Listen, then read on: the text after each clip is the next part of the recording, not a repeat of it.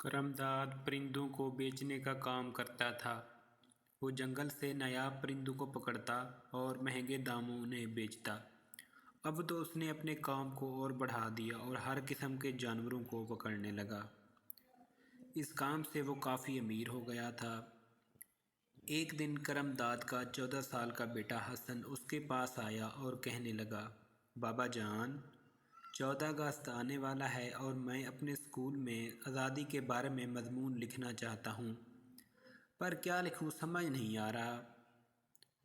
کرمداد نے کہا، اس میں کیا بات ہے بیٹا، میں لکھتا ہوں۔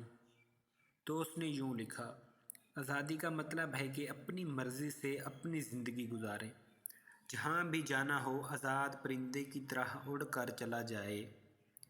ہر کسی کو آزادی سے جینے کا پورا حق ہے۔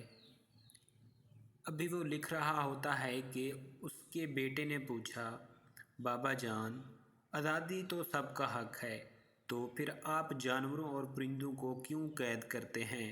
ان کو بھی تو حق ہے آزاد رہنے کا۔ کرمداد نے یہ سنا اور غصے سے اٹھ کر چلا گیا۔ اگلے دن اس کو خبر ملی کہ چند اغواہ کاروں نے اس کے بیٹے کو اٹھا لیا ہے اور رہا کرنے کے 20 لاکھ روپے طلب کیے ہیں۔ اتنی جلدی میں اتنی موٹی رقم کا انتظام کرنا مشکل تھا۔ کرمداد اللہ تعالیٰ کے حضور جھک گیا اور توبہ کی کہ سب جانوروں کو وہ جنگل میں آزاد کر دے گا۔ 2 دن بعد پولیس نے اغواہ کاروں کو پکڑ لیا اور حسن کو صحیح سلامت لے آئے۔ سب خوش تھے۔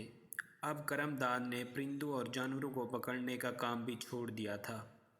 تو بھائیوں اور بہنوں، اس کہانی سے ہمیں یہ سبق ملتا ہے کہ ہر چیز کو اور ہر جانور کو، پرندے کو آزاد رہنے کا حق ہے۔ اس لیے ہمیں آزادی کا اصل مطلب سمجھنا ہوگا اور اس کی قدر کرنی ہوگی، ورنہ وہ دن دور نہیں جب ہم دوبارہ غلام ہو جائیں گے۔ اب وہ عظیم شخصیات بھی نہیں رہیں اور وہ جذبہ بھی اب نہیں رہا کہ دوبارہ آزادی حاصل کر پائیں گے۔